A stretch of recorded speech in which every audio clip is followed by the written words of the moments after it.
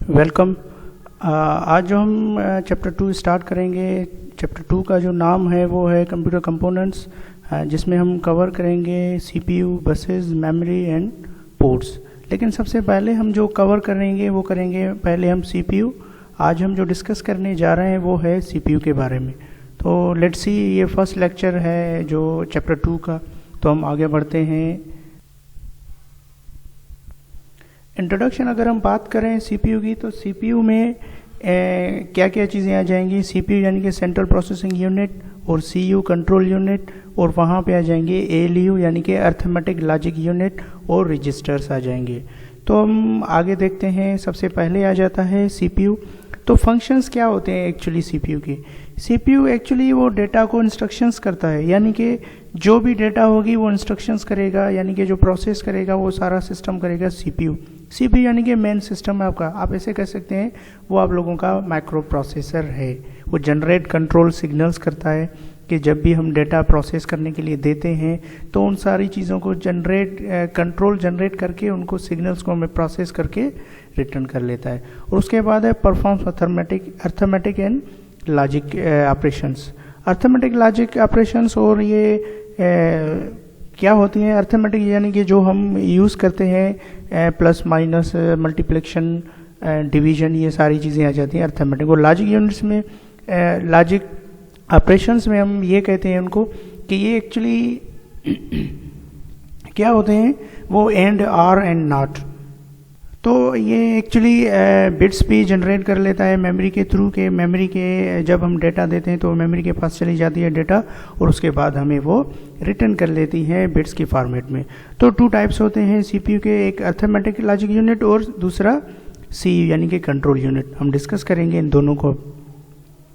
तो arithmetic logic unit actually operations होती हैं, सच एज हम बात करें एडिशंस की, addition, subtraction, division and multiplication, ये एक्चुअली अर्थमेटिक ऑपरेशंस हैं।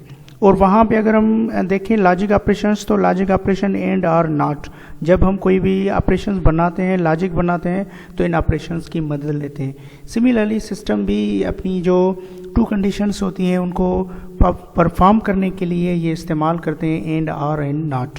और वहाँ पे भी हमें इंक्लूड होते हैं रजिस्टर्स। एएलयू के अंदर रजिस्टर्स होते हैं जो हाई स्पीड वॉलेटाइल मेमोरी होती है, यानी कि टेम्पररी मेमोरी होती है, जो मखसूस टाइम के लिए डेटा को स्टोर करके फिर हमें रिटर्न कर लेती हैं। वो होती हैं रजिस्टर्स की।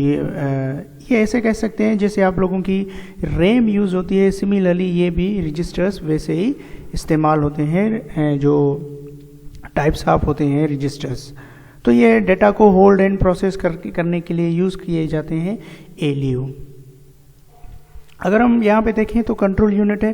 कंट्रोल यूनिट भी ये सारी जितनी भी रिसोर्सेज होते हैं उन सबको कंट्रोल कर लेता है, जैसे इनपुट हो गए, आउटपुट हो गए, ये सारी चीज़ों को कंट्रोल करता है। यानी कि अगर हम ऐसे कहें कंट्रोल यूनिट, तो ये ट्रैफिक की तरह काम करता है कि जो भी डेटा आएगी जाएगी उनको परफॉर्म करेगा और उनको देखता रहेगा। यानी कि वो ऐसे कह सकते हैं जो उनकी कोऑर्डिनेशंस होती हैं, ये सारी कंट्रोल यूनिट ही जो टास्क होता है ये परफॉर्म किया जाता है कंट्रोल यूनिट की मदद से।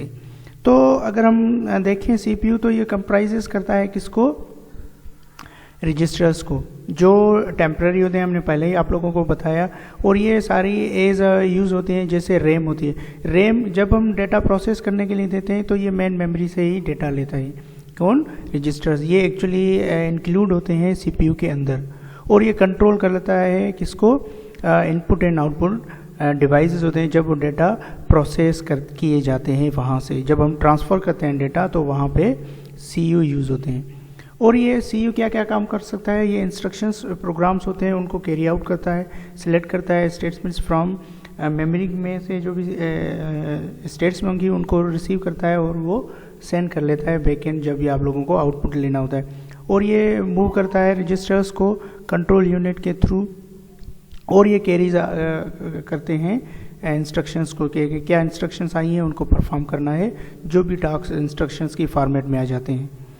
तो रजिस्टर्स की बात करें, यहाँ हम उनको थोड़ा सा डिफाइन करेंगे। तो रजिस्टर्स एक वॉलेटाइल टेम्पररी मेमोरी का टाइप है एक, ये भी डेटा टेम्पररी वे से डेटा स्टोर कर लेता है। ये करंटली प्रोसेस करता है स्टोर्ड रजिस्टर्स में, यानी कि जो भी डेटा प्रोसेस होती है, जो प्रोसेस के पास हम ये भेजते हैं, जो भी डेटा हम परफॉर्म करने के लिए, प्रोसेस करने के लिए प्रोसेस के पास भेज देते हैं, तो सबसे पहले यहाँ पे जब रैम पे आ जाता है, रैम के पास रजिस्टर, फिर रजिस्टर प्रोसेसर के पास सेंड कर लेता है। और ये टोटली 14 बेसिक रजिस्टर्स होते हैं जो शेयर किए जाते हैं ALU और CU की मदद से, मीन्स के ये रजिस्टर्स होते हैं। होप आपने ये बेसिक चीज़ें सीखी होंगी चैप्टर नंबर 2 की कंप्यूटर कंपोनेंट्स के। अगर आपको ज़्यादा सीखना हो तो ज़रूर हमारे चैनल को विज़िट करें, जो यहाँ पे लिंक दी गई है सिंस ऑफ स्टूडियो, वहाँ पे भी जा सकते हैं। Thank you for watching.